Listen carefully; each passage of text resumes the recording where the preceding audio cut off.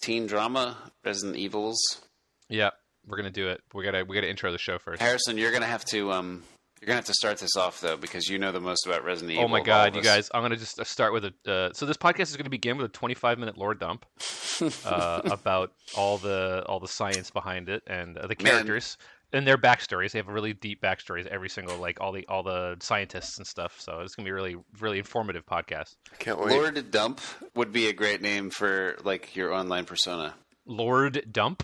Yeah, you said Lord Dump, but I heard Lord Dump. Yeah, so you should be Lord Dump. Like a prestigious poo.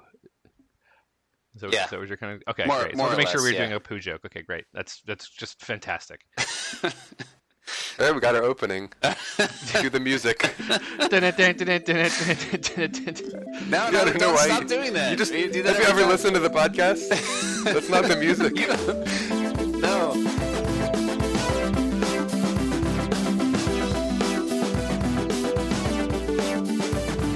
Hey, welcome to Storied, a podcast where we take one form of media and translate it into another.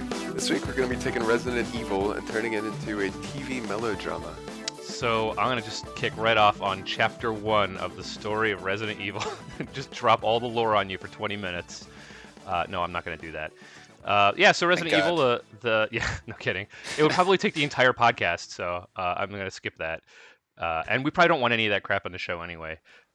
So the Resident Evil... Maybe some. Well, okay, we can figure it out. The Resident Evil, the basic premise is that it's a zombie horror survival video game by Capcom. There have been like 7 of them with a whole bunch of spin-offs. So some of them have been like sequentially after the others. The story has gone on, and then some of them have been kind of reboots.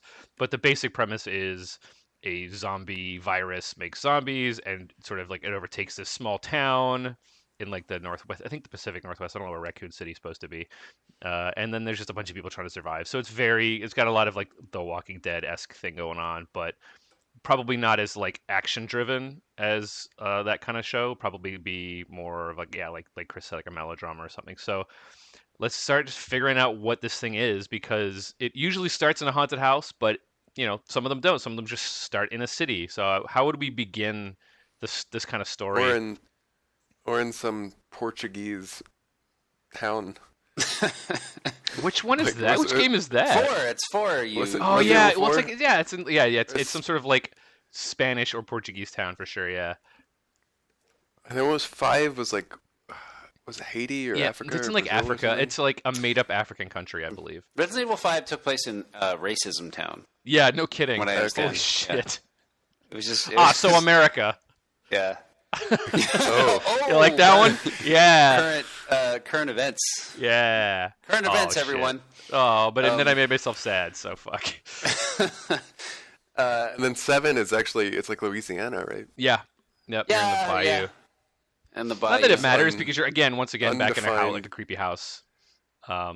With creepy people. And the sort of hallmark of the Resident Evil game, like at least the very first one, is that it starts out as a very typical, like, you're in a haunted house and there's zombies, oh no, and then it starts to unravel this weird, overly complicated, ridiculous plot of this biotech company that has made this virus. It's not even like a mistake. Like, it was an intentional thing that they made to create what they call bioweapons to sell to governments, as if like these zombies were going to be like the first troops on the ground into some sort of like war.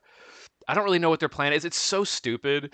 I love it. Any sense. No, yeah. I mean, I love Resident Evil. It's one of my favorite game franchises, but it's so dumb. Like, none of the story makes any sense. So they not only do they have the zombies, which are dead humans, and you get bitten and you get infected and you die just like a regular zombie, but they also have these other creatures. Like, they have giant spiders and giant frogs that are mutated by this virus. It's basically one of those, like, it's the plot virus. They can do whatever it needs to do. It can do anything. Not just zombify people. Yeah, they just changed the letter attached to the front of it. Yeah, it's the T virus and the G virus and the G Veronica virus, and then it's just so dumb. And then at the end, there's always a gigantic zombie with a big claw, like usually called a tyrant or something like that. And it's usually Nemesis. Yeah, Nemesis. It's a gigantic, ridiculous video game boss with a big, creepy claw and veins coming out. It's got the standard video game mutant arm. And so like the story just starts kind of normal and small and gets just fucking insane by the end with helicopters shooting rockets at how like it's bananas. So I don't know if we want to end there or if we keep this thing somewhat small or not, because a melodrama sort of has certain expectations. I imagine that we're gonna put this in the vein of like The Flash or something like Teen Wolf or one of these shows, but like that's kind of the stuff that inspired this supernatural, like those shows where it's like they don't really have the budget to get there, but they try anyway. Yeah. Right? Yeah, they do their best. Yeah. Well, they focus a lot more on the characters and their like relationships and stuff. To the better or worse of the shows, depending on the show, right? Like, the writing, yeah.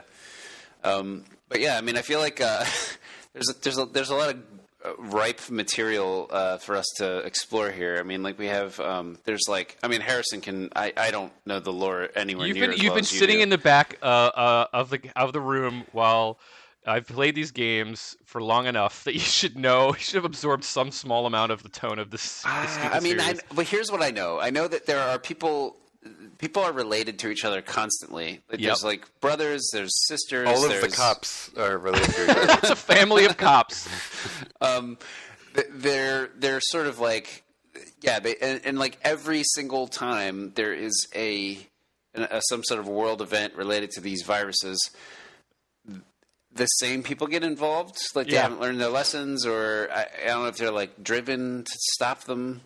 But like, there's a lot going on there that would map very easily to a teen drama. Like where you have like there's just betrayals and brothers and sisters, and I can imagine Wesker fully becoming like the villain of one of these shows easily. He just keeps showing up, and he's like, this is a terrible comp.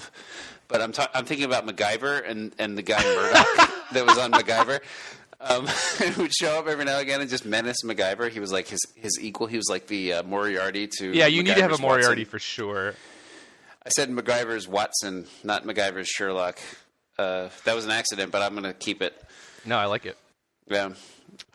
Anyway, I think that a teen drama is an interesting one because most of the characters you play in those games are, except for 7, you are a police officer or you're like a SWAT person, or you have some sort of like training, some sort of military stars.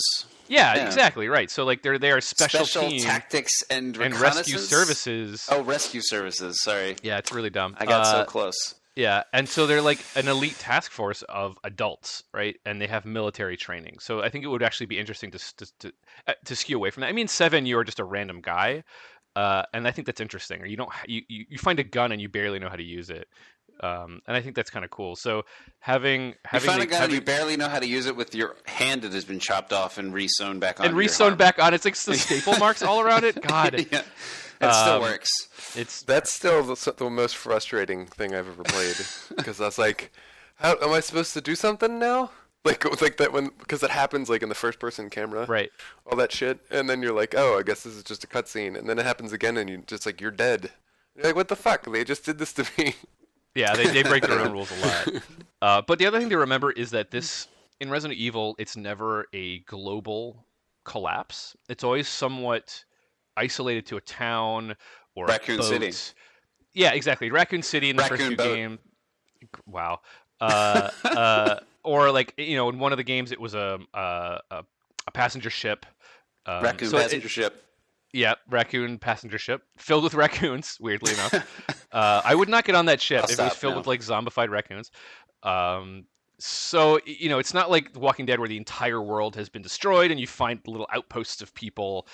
It's usually a very small like thing. Like if we were to set this in a town, we'd set it in like a Twin Peaks type town that's kind of isolated and doesn't really get a lot of support from the outside. There's no National Guard that's going to come in and save them. So I can imagine these kids, probably in high school as a group, kind of like Buffy the Vampire Slayer or something like that, right? Like tonally.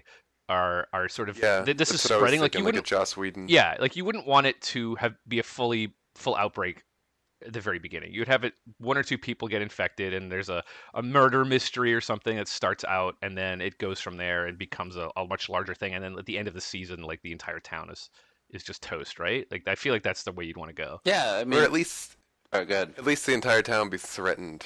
You know, Sure, yeah. It feels like to sustain that teen thing, it would never get to a place where it's like. I'm also thinking of True Blood a little bit, even though that was an HBO show and there's a lot of nudity and stuff that I don't think would feel, appropriate in this adaptation. Like that show, often like the whole town was like in danger, but then it never got like destroyed. They would always stop it just in time. Yeah. But it would still, all the supernatural elements would be at play. Well, there's always like a villain too. There's always like one, like a lot of these shows will pick like a specific season villain. Yeah, exactly. Yeah. And like Resident Evil's got villains out the wazoo to pick for that, right? Like it's like every season you could just choose, another person, like that little dude from the little Napoleon 4. guy. Yeah. He shows up in America. Mr. Kennedy, whatever he says.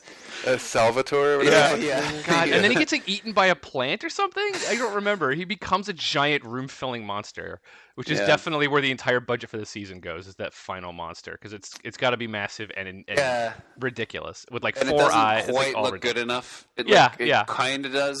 It kind of looks good. It reminds me to make it look great of the end of season. I guess it was 3 of Buffy the Vampire Slayer when the whole season the bad guy is the mayor, and he's like preparing to do this ritual to make himself immortal, and like the whole season is about his machinations and all of his underlings, and the kids trying to figure out what's going on, and they eventually figure out that he's the bad guy and what's going on, and then the final episode is the graduation from high school. And the mayor is there and he gives a speech, and at the end of it he like turns into this gigantic snake monster, like a massive, like 4-story tall snake monster that like rampages through the school. And because it's a whatever network it was on, it was a network television show. It just looks, and it was in the 90s, right? So the CG is just fucking abysmal. But it was something charming about that. It was like it felt perfectly on tone for this kind of show. Yeah, exactly. I mean, I feel like you end up with that. They're hiding it as much as possible. It's like a lot of off-screen talking about what's going on over there, right? Yeah. Oh no! Look what he's doing over there behind the camera. Yeah. Like you see him starting to transform, and they're like, "Oh God, he's hideous!" And then you cut back, and it's just back, and he's fully transformed. Yeah. And we just mask it with like lighting and like one fog machine. Yeah, we can only afford one. And then it instantly leaves the camera frame. The second that the camera like finds it again, it's like off, and they're like, "Oh shit, where's it going? It's getting away." And we shoot it in like bad, shaky like handy cam. Yeah. Oh, hell yeah. It doesn't feel organic. It's like we're trying to make it feel like candy cam. Way. Yeah, it's like it's done it digitally in the computer later. It's shaking when it doesn't make sense to be shaking. Yeah, it's like the guy's filming it, and then some other guy off camera is just shaking his arm back and forth. Exactly. Shaking the guy. Yeah. I like that a lot. I think that would perk perfectly in this great show we're making. So I mean, Wesker would make sense as the season 1 villain. And I guess my question would be... You want to blow your wad on Wesker? I feel like it would be another... I don't know, man. Yeah, maybe you're right. He kind of is the like guy at the top, but I feel like... I don't know. We have to make a decision. Here's what I think it is. I think Wesker is the guy who's in the group, just like he is in the game, right? Like, he's in with them in season 1. And like he dies, quote unquote, or whatever. Yeah. And then you find out in like season 4 or season 3 that he's the main villain of the season, right? I can see that. I think we wouldn't be able to call him Wesker. He couldn't be like in the because nobody in this would be STARS members, right? They're teenagers, so he'd have to be a teenager or at least appear to be one, which would be weird that he would be the ultimate villain. He's got access to how many? I mean, they're all going to be teenagers. Yeah, that's true. It's like Jill, Leon. He's also got access to. Oh my God! Wait. Okay, hang on. We had two totally different ideas for this show. I was just like, just come up with a whole new cast and just like it's different. No. You take all of them that are actually there. It's like holy shit. Barry, Leon, Jill. whoever Oh my else. Who God. else is in the game? Chris and Claire. Claire. Yeah, Oh my God. Ada. they're all Ada, the they're all foreign in exchange high school student. together. Oh fuck. Okay. Wow. This is way different than I've been thinking. This is way goofier than I had been thinking too. Yeah, and like Wesker's like the douche who's on the like jock team. Oh know? yes, the jock team. The jock. I thought he was the gonna be Jock like a- Stars team. Like they're all Yeah. like they're like Stars Academy. It's called Stars Academy. No. Number one. No, it's Raccoon City High School. Yeah. Come on. You're right.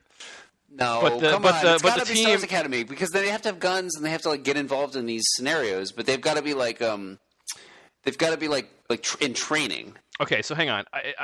I feel if we're gonna go this route where they're like junior rangers effectively, that we can't. This can't be centered around. This is them. like the Muppet Babies. Yeah, of this is kind of getting ridiculous. people. But what I'm saying is that if you want to, this is different tonally than what I was thinking. But if we want to get them like in some sort of military training thing, then they can't be in the same high school together. I think they're in some sort of. They're not in Camp. high school. They've graduated high school. This is Yeah, or don't be either that ridiculous. or in this world. They're Okay. They go to Stars Academy after they finish middle school. Okay, so no, but Oh, this is like when they're all in the police academy. that's what I'm Yeah. trying to Except for- say. That's what I'm trying to say is that they're in some sort of group that where they didn't all come from the same place in town. They're all No. Okay. All right. Yeah, because you were It's saying so, like at the beginning they don't really know each other. yeah. Right. Yeah, they all get to know each other and they go on their first mission together. Okay. Like, in All right. I episode thought it was 3. just straight up like Buffy the Vampire Slayer, where they were like high school kids and this shit happened. No. Oh, No, sorry. they That all- would Yeah, I be think it too should be like ridiculous. that. My mistake. Like your dare you. pitch I of, think it him- should be of like Wesker that. being on the jock team is totally legitimate. No, but like I'm thinking of like Kingsman. Have you seen Kingsman? Yes. Yeah, like No. they get there and they're all there, but like there's like cliques. Like Yeah. So who you know, would be the and like? We have to Wesker's start with leader the of new kid, douche right? clique. What's that? Well, we always start with the new, like somebody's first day in this instance, right? Like it's somebody's the new. So The it's new Jill or recruit. Chris, right? Who's Yeah, the- I who's think it the would new be one? Jill probably. Well, it depends on. I think like if you want everybody to be here, I was actually thinking maybe it's like Claire because she's Chris's younger sister, right? No, it's Jill. Wait, no, it is Claire.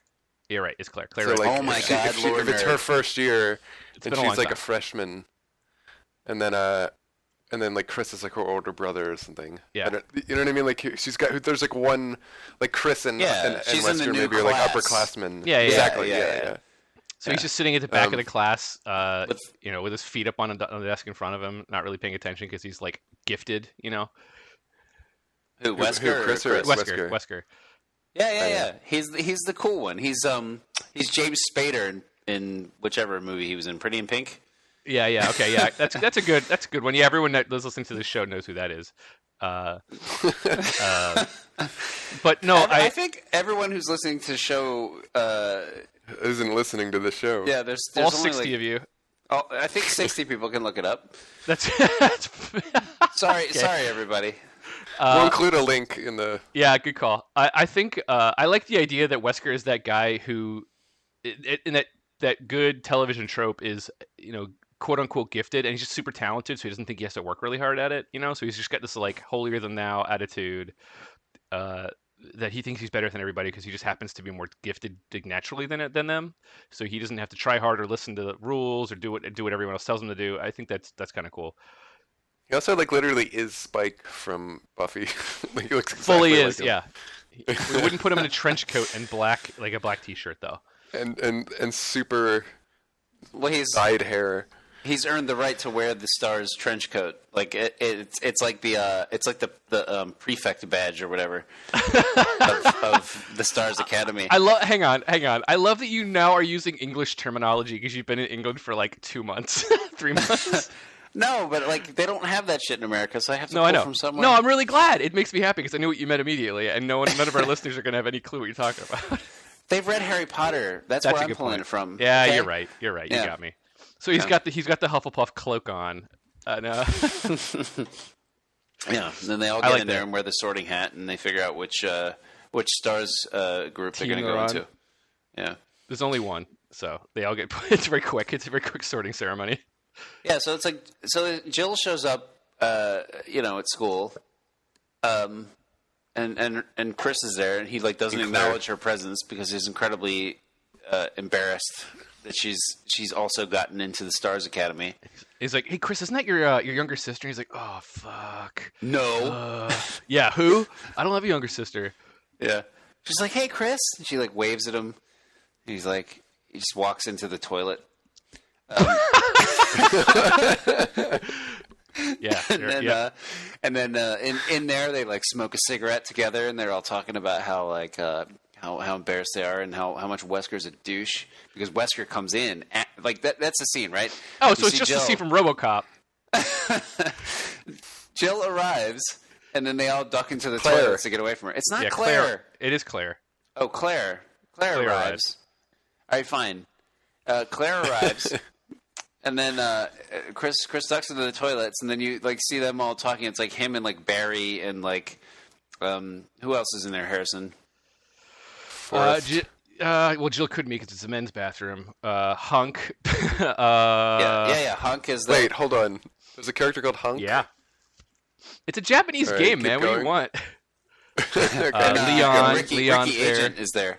Yeah, that's a great inside joke that no one's gonna get. Yeah, Ricky Bobby, the faceless agent when you play the Ada Wong campaign in Resident Evil 4 or 5, whatever it was, or 6 maybe. Fuck, Leon's there for sure. Oh yeah, Leon. I feel like he's younger. I feel like Leon is like in Claire's class because he's younger than because in Resident Evil 2 you're right. He is younger. He's like a cadet. cop. But it's like his first day on the job. Yeah. Oh fuck. I like the idea that he would be like the super eager young guy who everyone's like, oh, what a fucking square. Look at this fucking know-it-all, this brown noser. He would be that guy. Yeah, but he'd totally. also be like, I see Leon as being like the cool guy in the back of the room. Like he's like the mysterious stranger. Like he shows up and he's got like the flop haircut. And he's just kind of sitting back there. He's kind of studious, but he's a very cool. No, that's Wesker, man. You can't. No. But those are different characters. Wesker is like he's like the guy from Karate Kid. What's his name? Sweep the leg. What's that guy? I don't remember. Johnny, the main bad guy. Yeah, he's Johnny. Oh yeah, from Karate okay. Kid. Yeah, okay. And this guy is like fuck, who is he? He's like Steve from Stranger Things. No, he's like Judd Hirsch. Judd Hirsch. Judd Hirsch. Jesus Christ. He's from Judd Hirsch from Judd Hirsch from Taxi. Yeah. No, it's Judd Hirsch. It's what is Judd it? Nelson. Judd Nelson. Yeah. Thank you. From too many from Judds. Breakfast Club. I was gonna say I need you to map every character to the Breakfast Club equivalent. There so we you need go. the nerd. I think Leon. To me, Leon is more sport from Breakfast Club. Like he's Emilio Estevez. Or is that so? Chris? I think Chris. it's Chris. I That's would think definitely so. Chris. Okay. Chris is like if you see how buff that dude is in Resident Evil 5. Yeah, he literally punches a boulder. Yeah. In half, or like breaks a boulder apart with his fists. Yep. That was 100% sport for sure. Yeah. Yeah, and then it's. So Leon is Bender. No, Yeah, Leon is Wesker's Bender. I was gonna say Wesker is Bender.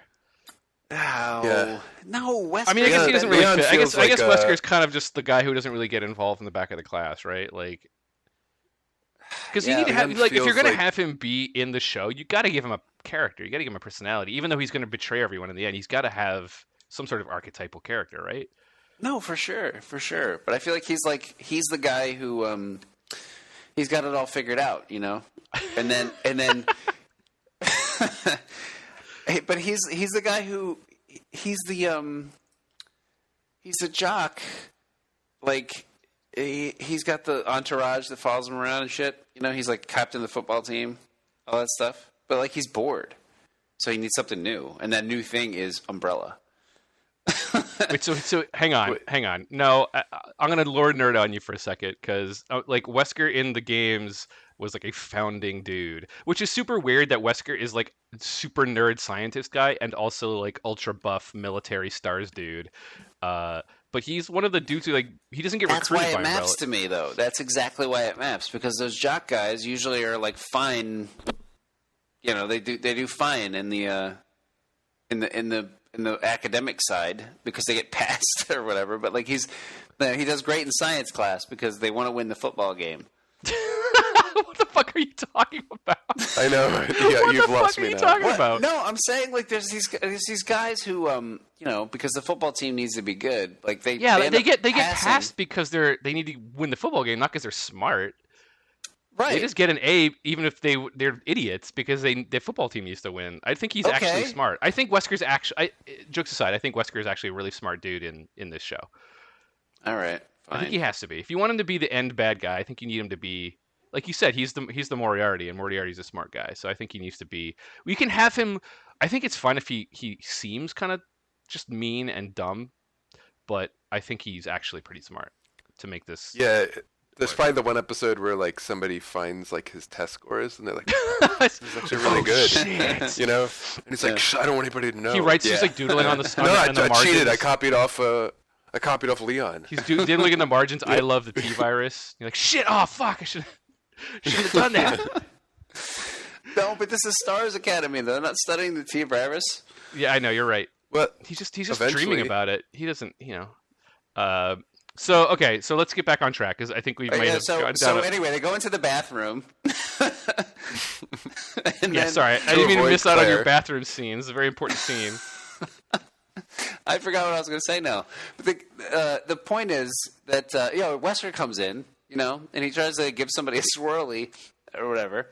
What? How old are they? I'm It's having not trouble the getting the point. tone of this. Yeah, I agree. I feel like we may have. I think he comes. I like the idea that he comes in and everyone just kind of stops what they're doing. He's probably like a fucking narc. You know what I mean? He's probably like, "Oh, you're gonna fucking tell us they're smoking cigarettes in the bathroom." Also, that doesn't make any Yes. sense if they're in a fucking Stars Academy and not high school because it's not like who gives a shit. They can still They're be not gonna- kicked they're out, not gonna man. get, It's like- still- Get fucking detention. Like, They're smoking, and he walks in, and he's just like, "Why the fuck are you guys smoking here? You could just walk out front." yeah, just smoke outside. Yeah. and then they'll go, "Yeah, you're right." And but they still smoke in there, and he just goes to the bathroom, and that's the scene. It's like 30 seconds of him just peeing into the urinal. And it's just really quiet, except for the sound of his urine, and then he leaves, and they just keep talking. I don't feel like I understand the tone of this show. How do we? That's not actually going in. No, I was Chris, you're gonna cut joking all of about this that shit part. out. I'm sorry, we're making this really hard for you. So when do we first encounter I feel like the first thing you do is find a dead body or somebody goes missing or something relatively small, right? Like in Resident Evil, in the first movie, God, the first movie does not do this. In the game, they're sent in. Somebody does drop kick a fucking dog, though. That's in the first true, movie. yeah. Yeah. And there's a laser beam that cuts people into little chunks, which we have to save, obviously. So Alpha Team goes in because the other team has gone missing, and they're like, "Oh, we gotta go find our pals." Like they went to investigate this crazy mansion, and we gotta go find them. But I feel like that might be too big for the first couple. Well, that might be a episodes. good thing. Maybe by the end of the first episode, right? Maybe there's this upper class and. You guys know, And they're the team that goes missing at the end of the That's first kinda episode, cool. and it's like, fuck, now we're just only stuck with the cadets. Yeah, What are we that's all gonna we do? have left is the fucking B team. that's episode 3 or something, right? Like you need to build those people up as I think you get that other team in there, and you feel like they're going to be part of the season, and then they sort of just they go off on their own adventure or whatever, and they go missing. Right. I don't know. I feel like because the thing is nothing can happen for a little while because this is a cheap show that we're making. No, I here. think that's fine. I like Yeah. that. I think you have the upperclassmen, and I'm going to read from the Resident Evil wiki here for Alpha Team. It's Barry, a dude named Joseph, Chris, Jill, Brad, and Albert, and that's Alpha Team. And I think that Bravo It's Albert Team. Wesker. Yeah, so Bravo Team. Who the fuck is Brett? Bravo Team is the one that actually goes in first, which is weird. It's some dude named Forrest. Richard. Rebecca Chambers, who is a character you can play Resident Evil 0, who's the medic, right? She's super young. She's also she's like Chris's Barry if you play as Chris in Resident Evil 1. Yeah, she's your support character. no, she's missing in the first game. No, she shows up if you play as Chris, she finds you and starts supporting you. Okay. Edward Dewey, Enrico Marini, Kenneth J. Sullivan. God, these are the most Japanese company trying to come up with American names ever, and Forrest Speyer. So we have this Wow. yeah. So we have Forrest this was a other real team. name? Somebody mentioned Forrest before. I can't believe that was real. Yeah. Yeah, I remember that. He's the guy who I remember you find him and like the crows are eating his face. Yeah. Hey, he's not the For guy some who reason I goes, remember that from- what does he say? He's like, Oh, what does he say? something about the poison? Who's that guy? In the I first don't game? know. Ow, it hurts. Ouch. Oh That shit! Is that the guy? No, That's Brad, I think. no, that's not the snake guy. Shit, who is that guy? Is it Kenneth? All right, I need to cut this part out. Yeah, that's fine. But it's definitely one of those teams, one of those characters from the Bravo team who they find and is like, there are many demons. Oh, that guy, yeah. Yeah. I don't remember who that guy is. By the way, but yeah. if nobody here has played the new Resident Evil remake with the nice graphics, with the mod that some genius made that put the original voice acting from the first Resident Evil PlayStation game in, it's really choice. It's fabulous. Yeah, it's definitely Resident Evil play it. 1 for the GameCube. Which is the Barry, remake. where's Barry? Yeah. Yeah. Yep. It's incredible. It's incredible because the graphics are really good and the faces, like the animation on the faces, is pretty decent for GameCube era. And then this fucking awful voice acting from PlayStation 1 era comes out. It's so good. Yeah, every time it happens, it's good. Okay, so we have a Bravo team, which is oddly enough the first team they send in. I don't know why they sent in a Bravo team first, but that's kind of confusing. Anyway, They're they going send in a team. reverse alphabetical order. Yeah, so we open the show with a pretty big cast because we have to have Alpha team and Bravo team, right? Even if it's like we don't call them that, we have two squads, right? And one is the older group and one is the new people, and or maybe it doesn't even matter if they're older or newer. It's just two different classes, right? And you're getting to know They're everyone. like rivals for a little while, right? Like Yeah, that seems cool. Yeah, yeah. That seems very like teen drama to me. Like there's some animosity, but there's also a lot of getting to know characters and sort of teasing of each other, like good It's like nature. Top Gun. Yeah, and then at some point one of them goes like that team goes off for a mission, and it's just like set it up as just an average mission, just checking on some weird shit. Someone missing in the mountains, gonna go rescue them because we're stars and rescuing is the R part of stars, and they just go missing, and then you have to go, oh shit, well we have to bring in these new people who are, some of them are new, so hopefully this goes well, and then we start the game. But my question is, because it's the game show, yeah. So the thing about Resident Evil, the first game though, is that the whole thing takes place in the mansion and like the surrounding area. I feel like you wouldn't want that, right? Like I feel like you need. That's like the end of the season. Like I feel like that's like the last 4 episodes or something, or last 5. So like, how do we? it's like What happens in the like? Okay, first off, how long is the season? 12 episodes, 13 episodes. It's like 13 episodes, right? Like right. that feels about right for these days for that kind of a show. Yeah.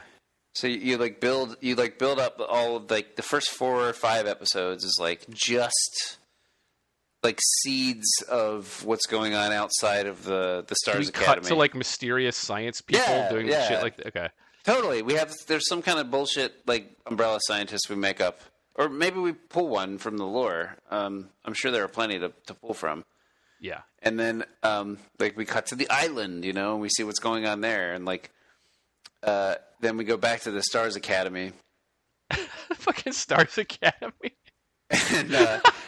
And like it's just the interpersonal relationships that are being built up, but then like Bravo team wins and everybody's like down.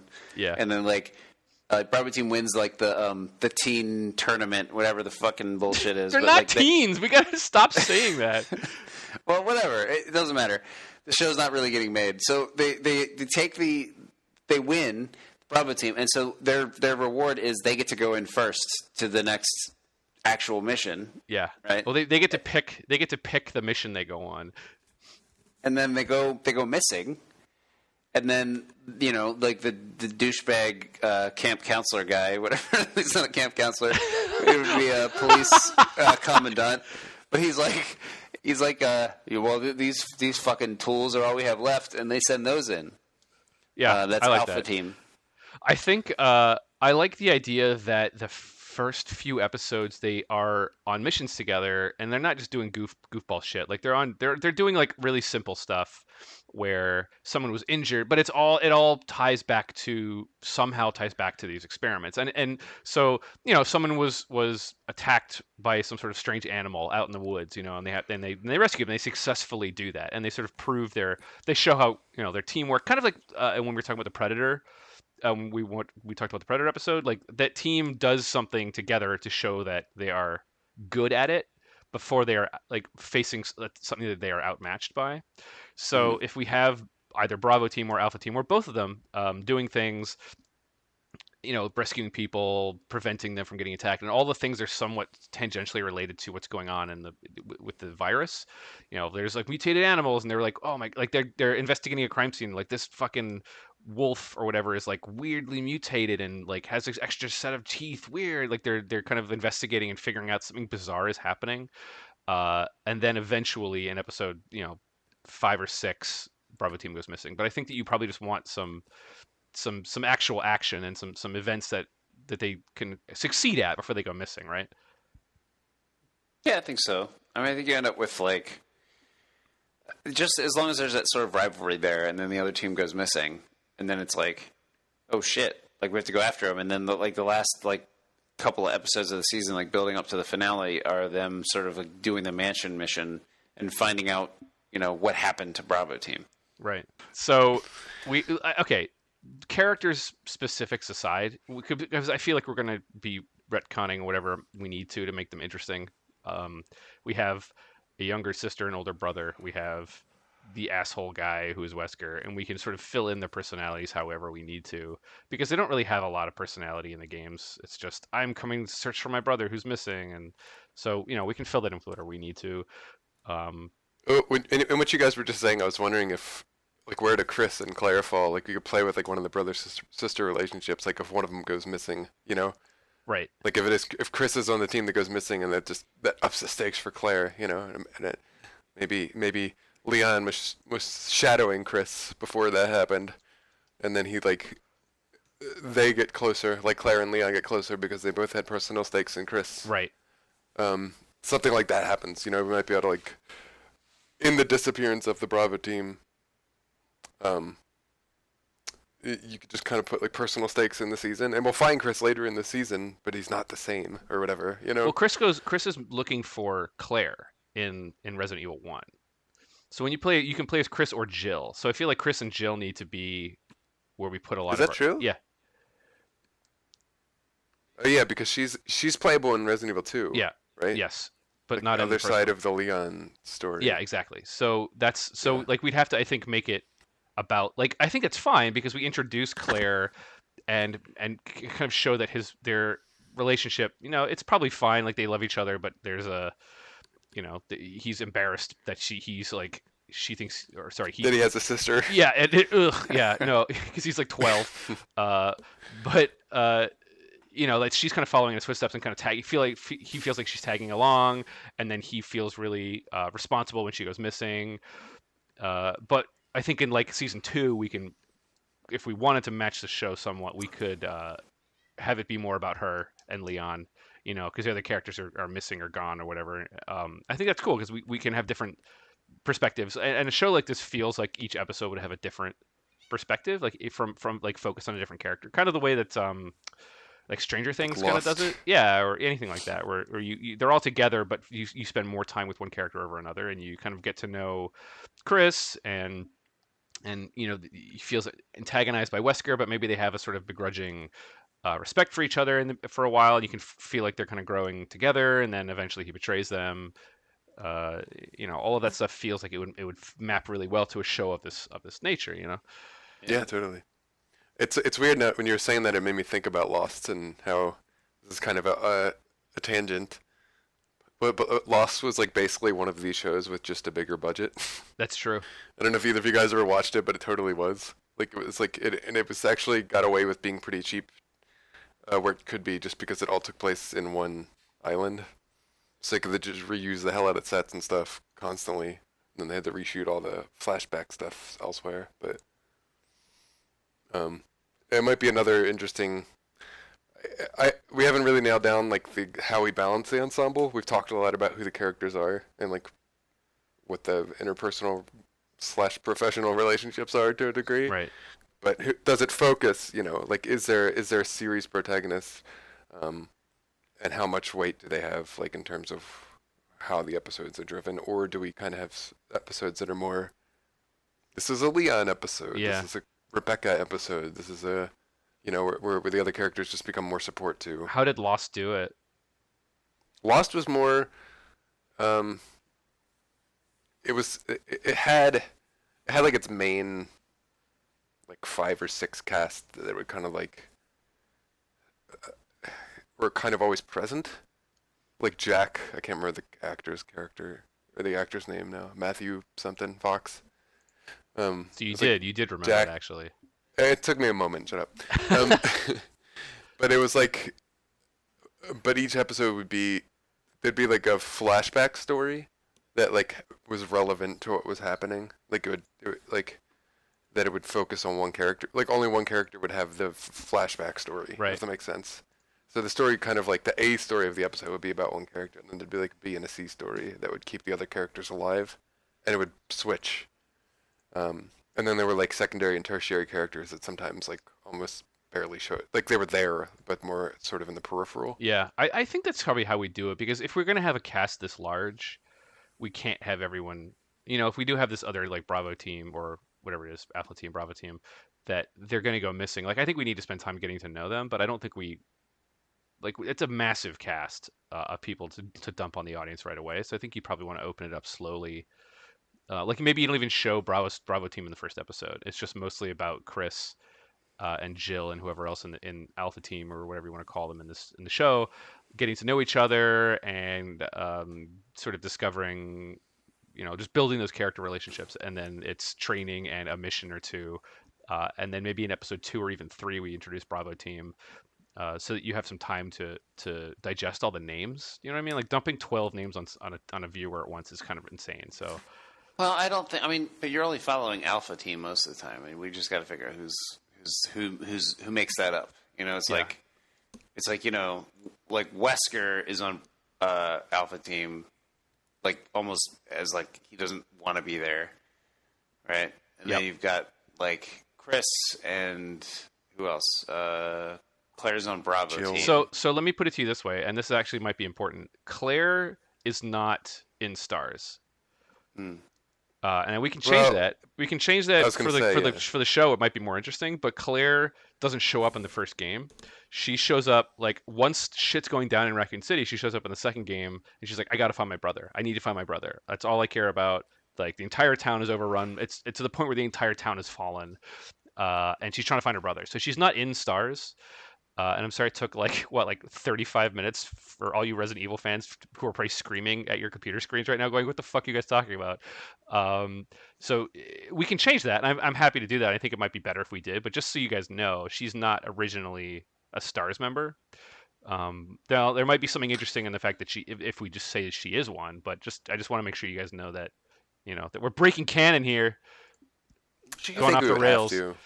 Well, she could be part of the B plot, like, I mean, that's also fine. Become more important as the seasons go on. Right, and then if that's the case, then we would focus mostly on Chris and Jill and Wesker, just like the first game, and Barry and those doofuses. Yeah, I mean that sounds good to me. It doesn't really matter either way. I mean, right. we could also take Claire and like that could be the change. I mean. It doesn't have to be the same. I mean, it's not going to be anyway, right? Like, it's going to be fleshed out in a way that's different than the game. So, yeah. I mean, I was even thinking earlier, like, it might be kind of cool to, like you were saying way before you thought we might be doing a new cast. It could be cool to take that cast and just sort of make them it seem like the B team, Bravo team, whatever. Yeah.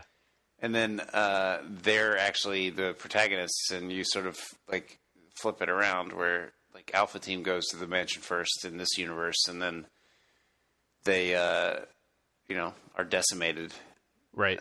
And then Bravo Team goes in, and that becomes the group. So I mean, I think there's a lot of like you don't have to do that. None of that is necessary, but it feels like there's a lot of opportunity to sort of change up the lore at least.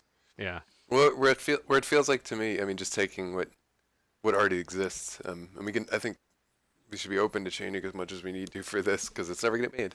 But like what in thinking about the tone we're talking about and this sort of melodrama, sort of Buffy-ish show, like that show just those kinds of shows just hinge on the interpersonal relationships and like the interpersonal dynamics and like always put the people that are loved most in peril. Yeah. You know, so it's like taking the relationships that matter, like the Claire Chris relationship, like that's the one that we get just out of the box like that, but having that be something that Yeah. No, I think that you makes know, sense. if the show's about Claire, then Chris gets put into trouble a lot, or at least we think he's gone or whatever it might be. Yeah. And it just really hamps up like those really easy sort of tropey character motivations where it's like I'll stop at anything to find my brother again. That's true. You know? And like that kind of shit feels appropriate for the tone. yeah. And Buffy also did a lot of stuff that had nothing to do with the main plot. Like there was just a lot of, to your point, Chris, like Buffy going through relationship issues, or Xander striking out a lot with girls, or getting picked on, or whatever, and just like stuff that would. I mean, again, they're teenagers, and it is for a teenage audience, and that's relatable to a teenage audience. But there is just a lot of like life shit that was interesting to watch on that show, and then that would get interrupted, and the whole idea that Buffy had to balance a life outside of like school, which was like killing demons and not dying and keeping her friends alive, and also like studying for exams and shit, and how shitty and difficult that was really where the heart of that show came from. And so I like the idea that you want to hinge the show on a similar thing. And to that point, I think it might actually be interesting if Claire is a civilian, and she doesn't have to be like off, and we don't introduce her till like season 2, but if she is, really close to her brother, and then something bad happens to Chris, and she doesn't have the military training, she just kind of goes in going, I need to fucking figure this out. That seems like an interesting hook. Whether it's for season 1 or season 2, I think that built-in relationship you spend an entire season building about them, and them caring for each other, and maybe they have different outlooks on life, maybe have different goals in life, but eventually when shit hits the fan, one must go in and sort of protect the other, save the other, rescue them, or whatever. That seems like it would fit really well into this. So we're going to spend the last I guess just in clarifying, like, do you want to spend the last little bit of this figuring out who would actually be the main cast and who does what? I mean, we've kind of talked about it a lot, but it feels like we're all kind of thinking about it in different ways. Yeah, and I'm just kind bad of at really, casting. like, how do we set up for? I'm not talking about casting the actors. Oh, I see. This would all be like people that we could not pay enough Obviously. that aren't that good, but they're like sexy young kids. Like, Yes, the sexy young kids. These are people that aren't yet found, right? Like I'm like in these kind of shows, like they're not casting, well-known actors. Yeah, exactly. Yeah. They're finding people that they can exploit who have some kind of talent and are heartthrobby. Sure. Yeah. Like. So, I was talking about in just terms of like, I don't know. I guess just clarifying a lot of what we already talked about and really nailing down the formula for the show.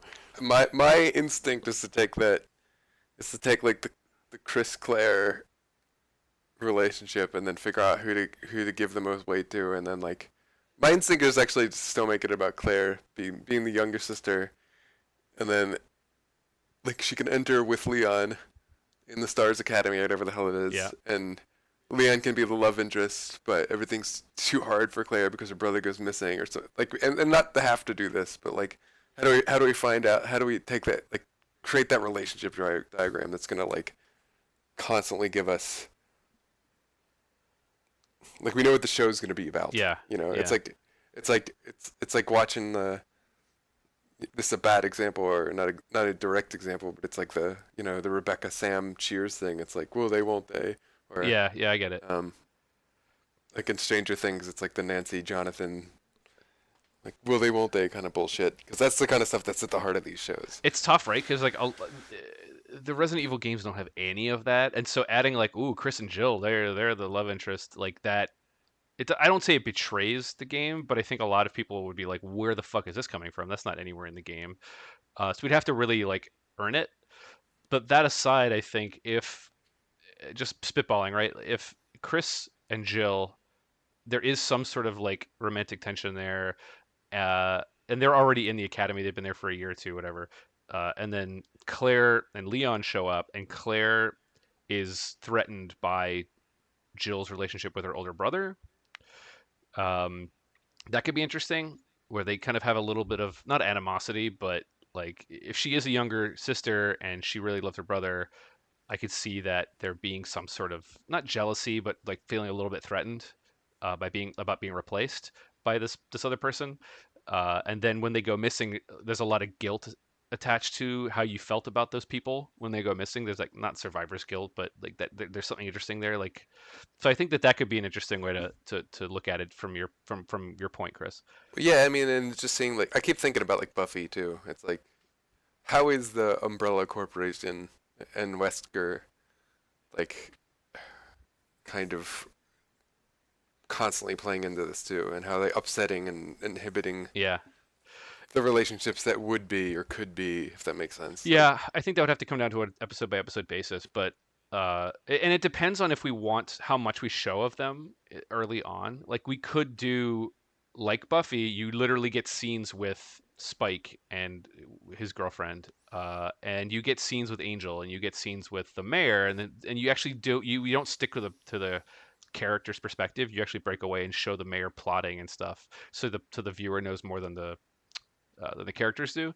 Or and then we would have to come up with a lot of like umbrella characters and decide if we want them to be endearing, or we want them to be empathetic, or we want them to just be shitty mustache twirling villains. Or we could keep them relatively secretive. Like you have shots of a computer screen and a reflection, and you have shots of like the smoking man kind of thing from X-Files, and then eventually we show those characters over other seasons. So I don't know how you feel about that, Chris or Sean. Which would be more interesting and what would fit in the tone of the show better? But we could do either one. I think you do need to cut away to the umbrella stuff, because I feel like you're going to need to set that up. But it should feel like, because those things are sort of interlinked, like Stars and Umbrella. I almost feel like you'd want to have them like Umbrella funding Stars or something. You know what I mean? Like, so that there's an excuse for Wesker to sort of like get in with some of these guys. You know, like like the best performers in the class get to go to Umbrella and meet with Dr. Frankenshmeimer, and like they like I don't remember him from the lore. Yeah, well, he's an entirely new creation. Yeah. He's an original character. Good. He's a very sympathetic character, and no one can pronounce his name correctly, and that's where you get a lot of laughs. He's not actually sympathetic at all. He's just an asshole. Okay, so scratch that then. He takes Wesker under his wing, and like makes Wesker he's like, hey, why don't you put this syringe in your butt? And like and then like that's how Wesker gets involved in like doping, which is basically like T-virus doping. Hang on. Is there a very special episode? Please tell me this about like drug abuse and doping and shit. Doesn't Wesker like constantly improving himself, quote unquote? So the way that it works in the show is not a butt syringe. However, I think you totally go in for a butt syringe. I think what happens is he gets attacked, and to save his own life, he injects himself with a T-virus because he's like bleeding out. So he knows that the thing about the T-virus is it gives you really fast regenerative abilities. So he's been like sliced open by the tyrant, which we have to decide how we want to deal with the tyrant. And so he's like bleeding out, and he's like, well, fuck it. I guess this is only one way for me to go. And because of, just kind of shrugging video game logic, he doesn't turn into a zombie. He turns into just a really powerful version of himself. Right. But the way that we get there, right, is doping, is butt doping. No. Is he goes to visit Dr. Frankenshmeimer, and Frankenshmeimer says, hey, listen to Wesker, and whatever his crazy accent is. He's like, German, obviously. All bad doctors are German. I have this crazy virus. You should check out this tyrant. And like they go into the room, and he's like, I don't think this is a good idea, Wesker, And then that Frankenshmeimer's like, no, but But listen, is a great idea. Watch this. I'm going to let him out. And he became Italian somehow. And then, and he like lets him out of the cage, and Wesker's like, "What are you doing?" And then he attacks Wesker, right? Yeah. And he's like, "You've betrayed me," you know. You fool. And Frankenshmeimer's like, Frankenshmeimer dies to the tyrant, and then he almost kills Wesker, but Wesker injects himself. Okay, I'm into that. I thought for sure Frankenshmeimer was gonna become the tyrant. He could. When that story that's even started. better. Oh, that's even definitely better. Yeah, that's way better. Yeah. Check this out, And then- Wesker. And he like injects himself. And we actually see that Wesker's like, we can have scenes where for a long time and keep Wesker alive in the story where he's like hiding all this from his like friends in the Stars Academy. Yeah. And he's like And we sad. lose him slowly through the series. 'Cause Yeah, but he's sad over Frankenshmeimer dying because Frankenshmeimer was his like mentor, but he like went crazy and he doesn't want to go crazy too.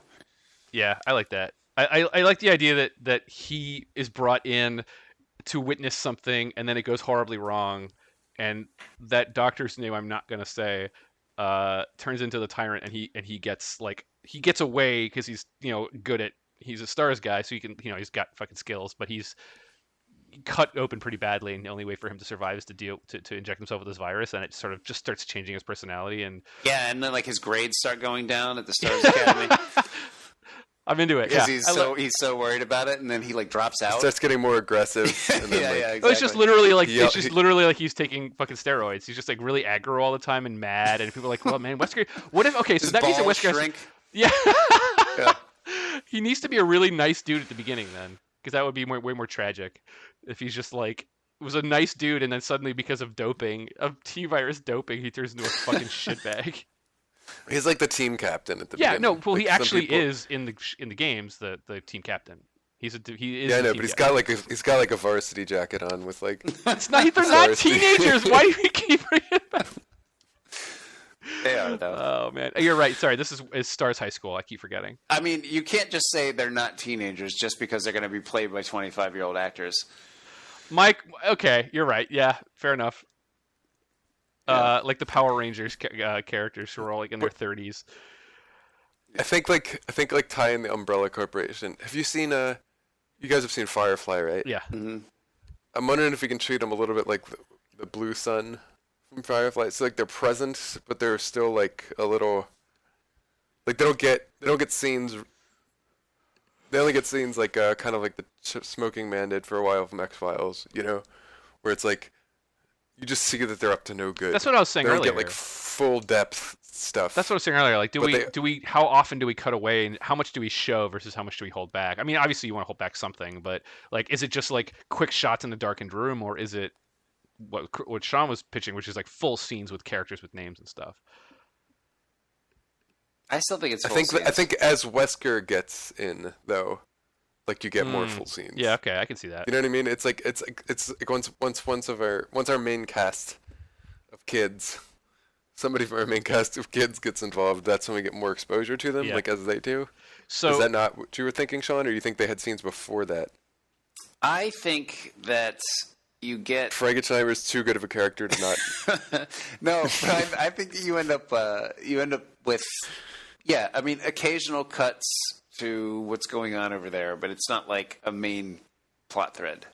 But you do sort of see enough just to set up the end of the season, which is like we pull back from a shot of a mansion and to a sign that says "Welcome to Raccoon City," yeah, and then we cut to black, and then heavy metal music comes in, and we're done for the season. perfect. Yeah, we're But out. like, yeah, but like all the people who watch the show who also play the game get a huge wink that punches them right in the face.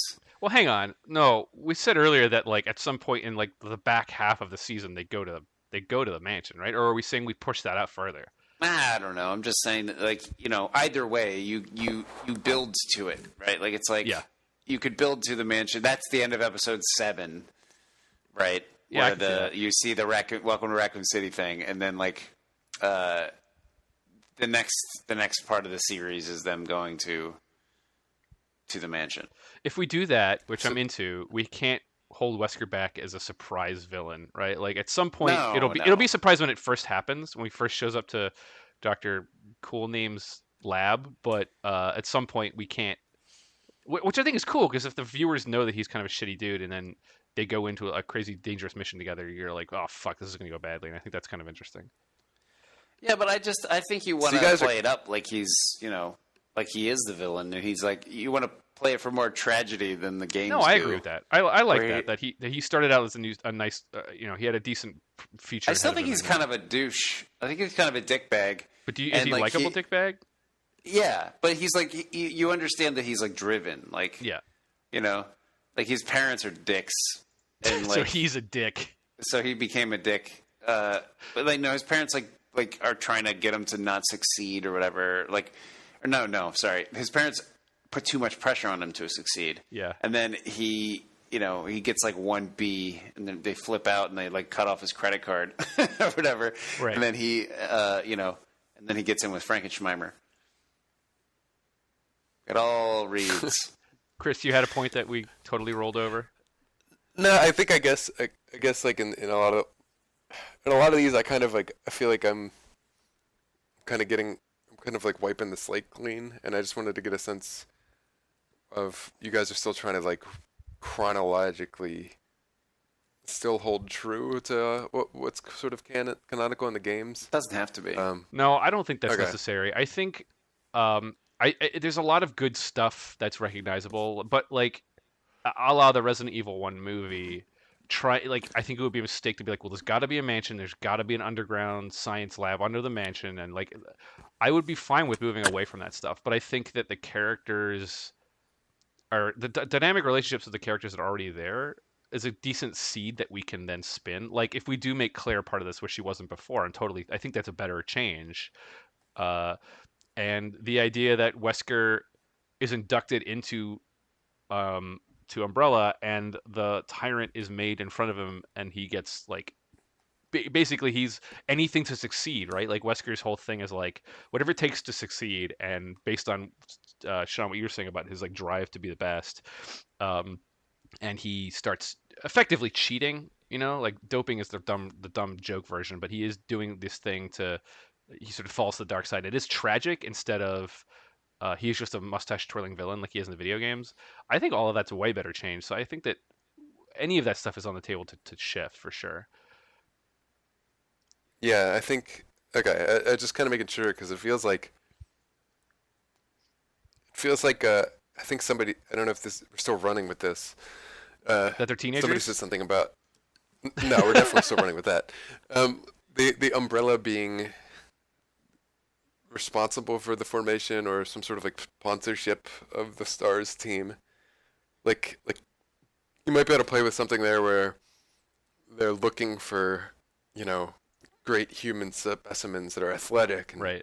smart and cunning and very physically powerful to use as like the best specimens, and that's like maybe why the first team goes missing or something, or why they have an investment in the Stars team. So because they're really they're trying to take the viruses and use them on the best possible subjects. I like that. I think that's 'cause- cool. I if that's the case, then I would almost want. What's the doctor's name, Sean? Frankenshmeimer. Sorry. Frankenshmeimer. Okay, so I feel like Dr. Frankenshmeimer would not be the tyrant in that case. I think there would be some other member of Stars that is. No, but the tragedy, Harrison, is that he always wanted to be a great physical specimen, but he walks with a cane and a limp. Yes, perfect. What he does is he takes something from Wesker. He wants to make part himself of like better. Wesker's DNA. Yeah. Like he wants to be like Wesker, so he takes like part of Wesker and part of himself and like puts it together. Okay, that's real dumb. So no. No, this is genius. No, hang And on. Let then- me finish my thought. So the idea is that like there is a really perfect specimen that is at the top of the class, right? And then he just fucking. That's the guy. Like it's Wesker and him, whoever this guy is. But the great thing about this is that it explains why Wesker survives and he doesn't, right? Like he thinks that like maybe he's good enough, and he injects himself, but he's not good enough, and that's the tragedy. But Wesker, So hang on. Are we Wesker saying that was if good you are enough. not a good enough specimen, you become a tyrant? Yeah. Yes. Okay. Yeah, Okay. and Because then these Wesker things survives. are gigantic and monstrous, right? And he fucking has to live with terrifying. his own. He has to live. Wesker has to live with his own perfection. It becomes a Yeah, curse. but he wasn't strong enough to keep the T-virus at bay. Okay. Wesker was. Got it. Okay. So that's why he becomes All right, the I buy pirate. that. Yeah. But I think that it's I more... mean, it makes complete medical sense. That, yeah, 100% medical sense. You can just control the cells of his body to the point of controlling the T-virus. Yeah, it's part of the STARS training. Yeah, obviously. and there's a great scene where Wesker injects himself with the T-virus, and then he explains exactly what's happening to himself. Perfect. And while we have the voiceover of Wesker explaining it, can we just zoom into his cells and see them doing the thing he's saying? Yeah. Like, I'm perfect. So I can my watch my cells must like, also be control the T-virus. Yeah. Yes. I like the idea that he control only talks like that once he's injected. He's just talks like a normal dude before that. them. Yeah. It's just a regular dude. Hey guys, how's it going? Yeah. so, That's not a regular dude. That's... Hey guys, how's it going? My name's Albert Wesker. Really great to be here. He sounds more like an Albert this way. Yeah. Yeah, Albert he is a goes weird by name. Albert. He goes by Albert all the way up until this, and then at the end of the season, they all say, "Hey Albert, where were you?" And he says, "I'm not Albert. My name is Wesker." And then then it cut to black. And then squealing guitar. Yeah. I mean, he never takes off his sunglasses Ever from that again. point. Yeah. Well, he's got glowing red eyes at that point, so it gets real weird if he takes them off. So that all is perfect, and I think that the Wesker show, co-starring Chris and Jill, sounds really, really good. Yeah. Wesker's become With the main baby- character somehow. With Claire and Leon being the newbies. Yeah. I mean, here's the thing: is that you can't introduce the character Albert Wesker to anybody that knows Resident Evil and not have them be like, "Well, he's going to be a bad guy soon." Like you just can't. that's do that. okay. It's okay to know that. We're making him tragic, though. That's like saying that you can't like tell a story about Darth Vader. Do you know what I mean? Like, Yeah, those stories are really, really good. So you're right. Well, what I'm saying is like it doesn't mean that, like people I can't know. know. No, you're right. I'm just saying we can't play it. That was we can't maybe play not it the straight, best right? example, but yeah. No, I mean the Star Wars reference. God, I was in Star Trek. Jesus, can you imagine?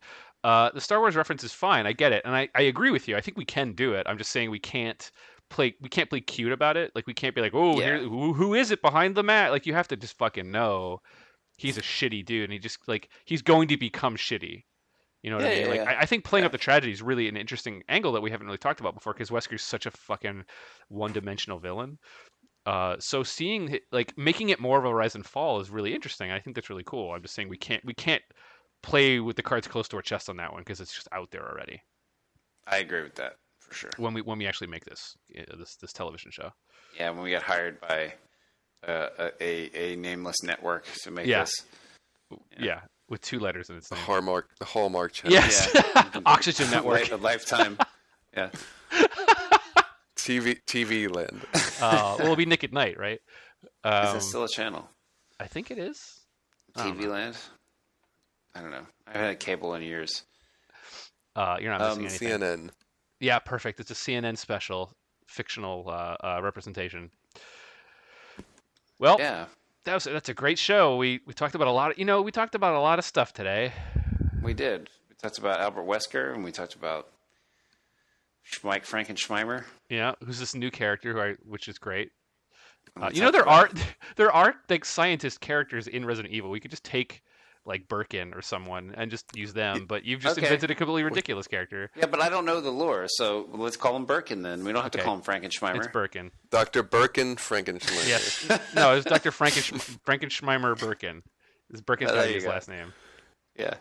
Well, it's he's Korean, even though that's his name, and you say his name the different other way around. I don't think There you that's go. true. Okay, you know what?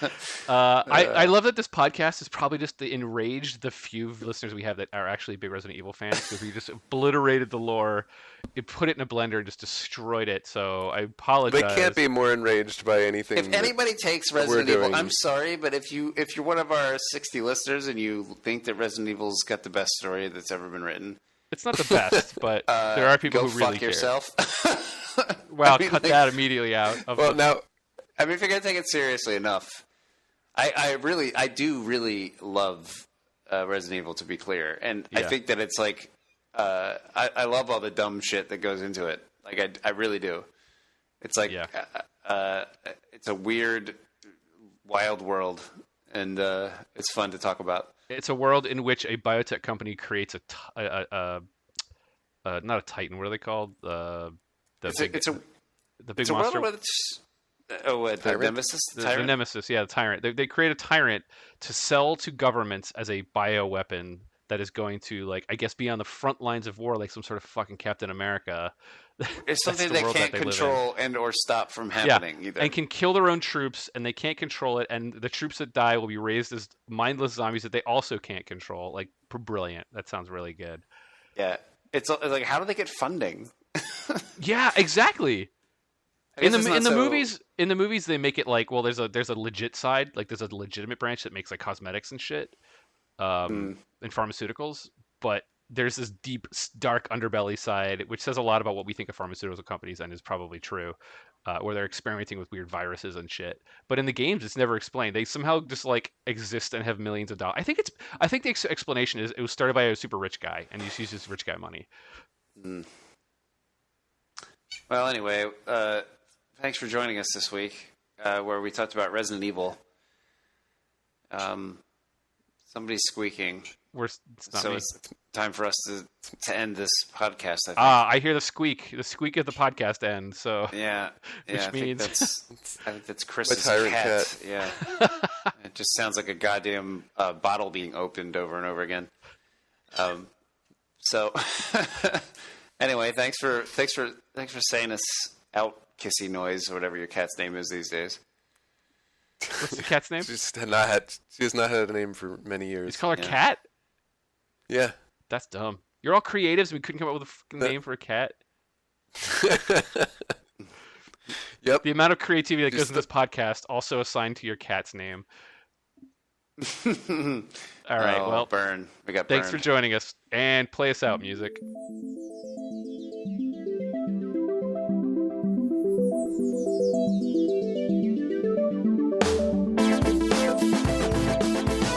Storied is Sean Ainsworth, Harrison Pink, and Chris Rebbert, and our music is written by Jared Emerson Johnson. To hear more about the show or to send us feedback, email us at storiedcast@gmail.com or follow us on Twitter @storiedcast. Thanks so much for listening.